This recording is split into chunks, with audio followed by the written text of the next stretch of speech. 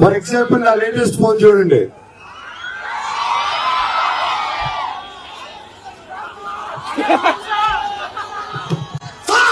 ఇది రియాలిటీ.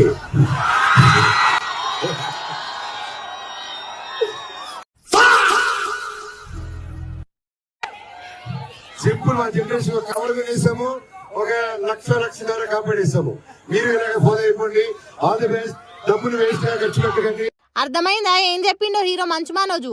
గొప్పల కోసం అప్పులు చేసి షిప్పలు పట్టుకునే కాడి తెచ్చుకొని తిప్పల పడకుంది అని చెప్పకనే చెప్పిండు. పట్టుకునే సెల్లు కావచ్చు, కట్టుకునే బట్టలు కావచ్చు, అవన్నీ మంది కోసమే అయితే వాటిని ఎట్లా కవర్ చేసుకోవాలనో చెప్పిండు. తను వాడేది ఉత్త ఆర్డినరీ ఫోన్ అయినా దానికి వేసిన కవర్ మాత్రం ఐఫోన్ దని ఇప్పి వివరించి చూపిట్టిండు.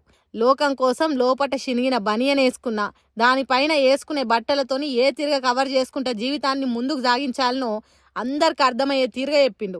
ఇట్లా తన ఫోన్ ఎసోంటిదో దాన్ని ఎట్లా ఐఫోన్ పౌచ్తో కవర్ చేసి మంది ముంగట కలరింగ్ ఇచ్చిండో చెప్తే సినిమా ఇండస్ట్రీలో రేపటి నుంచి ఏ తిరగ చూస్తారనేది లెక్క చేయకుండా నామూషి అనుకోకుండా సెల్లుకున్న కవర్ తీసి చూపెట్టుడంటే చిన్న ముచ్చట కాదు కదా. చాలా మంది చాలా ముచ్చట్లు మందికి చెప్తారు కానీ పాటించరు.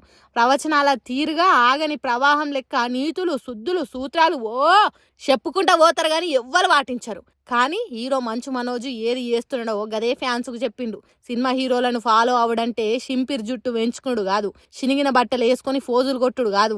సినిమాలల్లో హీరోలు చేసిన చిల్లర వేషాలు బయట మీరు కూడా వేయుండ్రి అన్నట్టు చెప్పిండు. ఫ్యాన్స్ అయినా కామన్ పబ్లిక్ అయినా రియల్గా ఎట్లా బతకాలనో లేని పెగ్గలకు పోకుండా ఎట్లా ఉండాలనో చెప్పి మంచు మనోజ్ రియల్ హీరో అనిపించుకున్నాడు.